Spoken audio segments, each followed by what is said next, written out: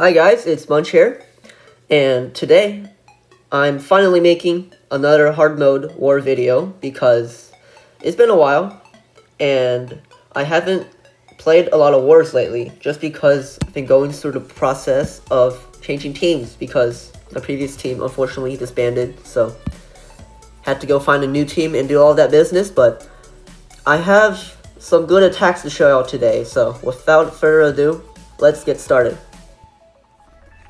Okay, let's take a look at this base. Now, what I noticed on it was that this backside looks like really heavily trapped, and with the fire spitter pointing in that direction, it's really unlikely that an entry through there is going to go well. So what I decided to do was create a funnel on the other side. And I noticed that I can get some really good value with 5 invis and the haste vial. So look what I do here. RC's gonna go straight into the monolith. It's fine, just let her pick a side. She goes left here, that's fine. It doesn't matter, it's symmetrical. Town Hall shot goes off. It's not enough to kill the fox, so that's okay for now. But here's the thing. I redirect the RC and she goes straight for the Town Hall. An earthquake just to make it quicker. Fox goes down here, but not before the RC takes out the Rage Tower. That is insane value for 5 invis and an earthquake spell. So now I just look at the pathing created by the RC and send the root riders through the other side. Look at this clean pathing. Look at how clean this pathing is. I don't even need an overgrowth spell.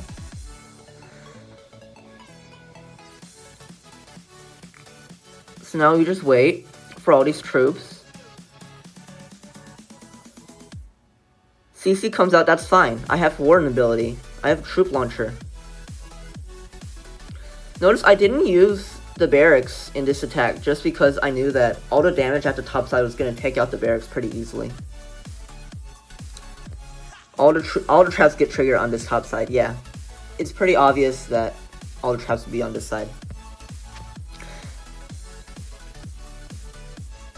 The traps are going to kill a few more troops on this top side, but you'll see I have plenty of force. Queen keeps her abilities through the entire attack. She conveniently goes inside the base to clean up these the rest of these defenses. Now, unfortunately, I don't have any Valks left, so all that's left is tanking units, and they can't really do much against this multi-archer tower. But this approach was just too good. And I have plenty of force left to finish the rest of this base.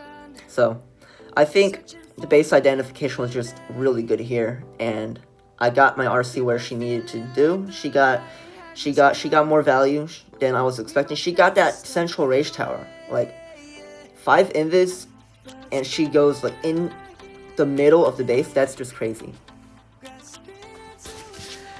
Here's another attack for y'all.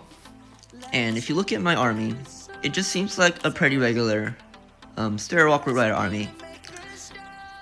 But you'll see that this is something different because this base was looking really tough, but I thought that I had a really cool plan on it.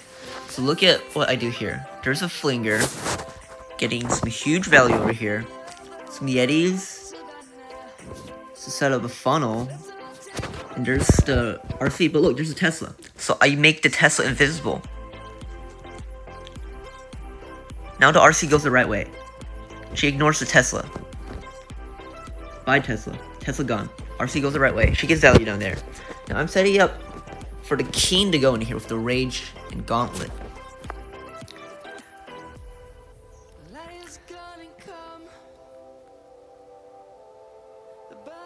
RC's getting value. Now, the most important thing is that she doesn't put a CC here, because the CC will go to the Flinger.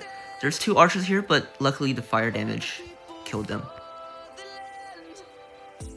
So, the Minion Prince actually doesn't go with the main force and sets up the funnel first. Ice Golem to tank for the King, very important, because if you don't have the Ice Golem, then the King might die early, because there's just so much damage in this new hard mode. Now look at this perfect funnel for my troops to go inside the core. The minion prince ability. Look at how much of the base that covers.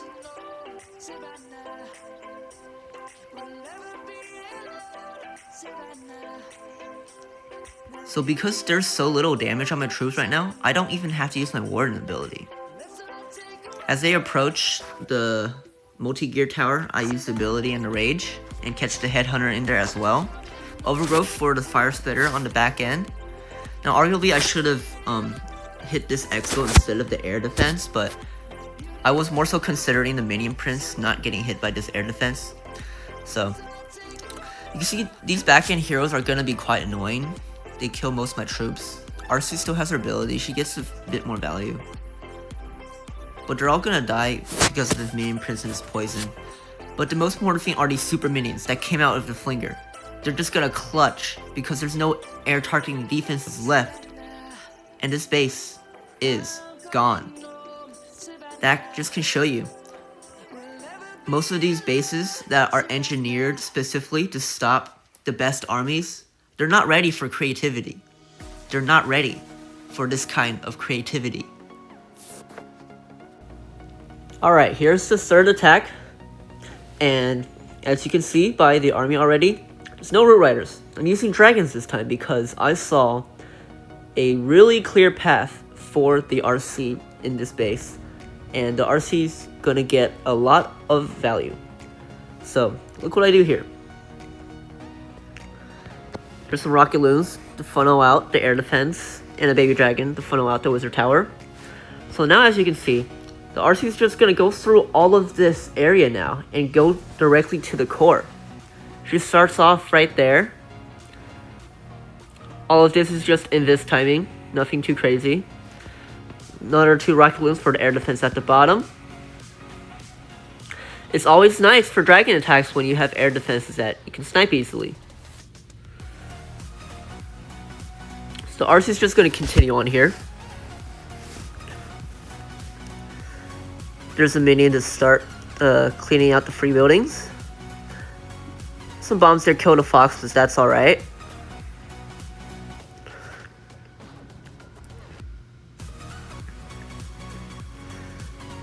So now unfortunately here, the RC locks onto the hero. And the defensive RC moves right out of the invis, so I have to waste 2 invis there. But that's fine. Haste Vial, some more invis, and she goes right to the monolith as I expected. And her journey ends there. So now as you can see, I'm sending the dragons directly into the town hall because look at these sweepers. These sweepers are not going to be an issue at all. I have an E-drag to funnel because I can see some pretty good chain value and there's not that much damage. Now it does die a bit earlier than I expected, but that's fine. It sets up a good funnel. Dragons go to town hall, and this is a really common and powerful follow-up. King in Siege Barracks for the back end. King with the snake bracelet. The reason why this works so well is because using the king on the back end just reduces the risk of time fails.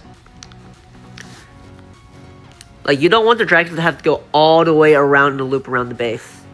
So, wall break just to send the key inside the base. Siege Barracks open up with super minions. Rage, minion prince ability, and this whole back end is just disabled. This whole back end is just disabled. There was only 1 air defense left in the base to begin with.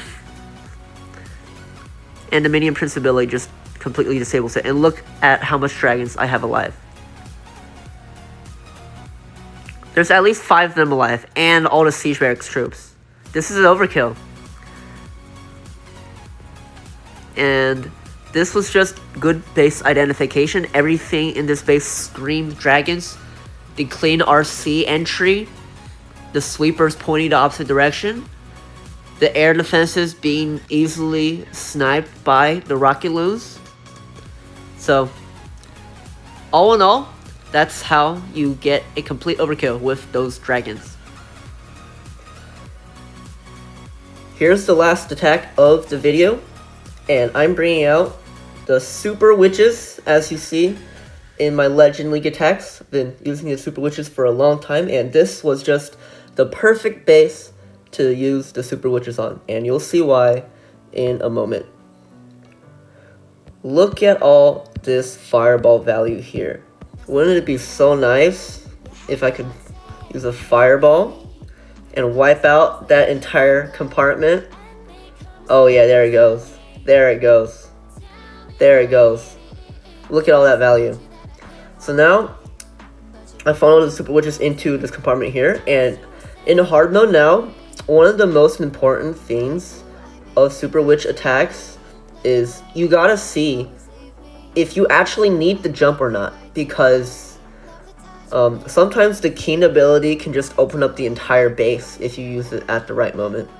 And I see it here. I don't have a jump here, so I have extra spells for the back end, and you'll see that it comes in pretty handy later.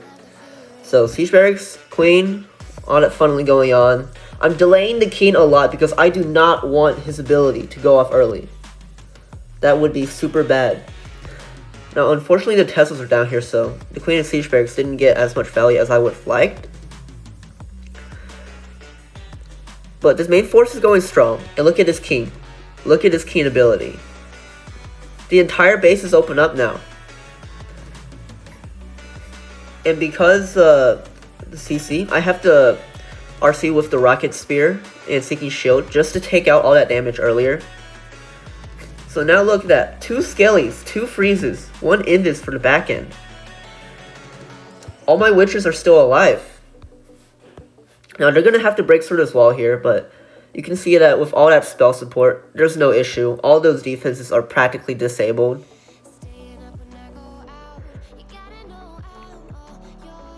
And there goes the base. 3 heroes alive. All 4 witches alive. This was just a perfect base to use Super Witches on. That's the kind of base identification that you have to be able to see when you're playing in hard mode.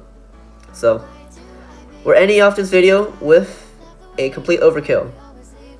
So, thanks for watching again.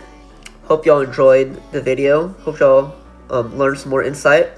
So, hope to see you next time when I rack in some more triples.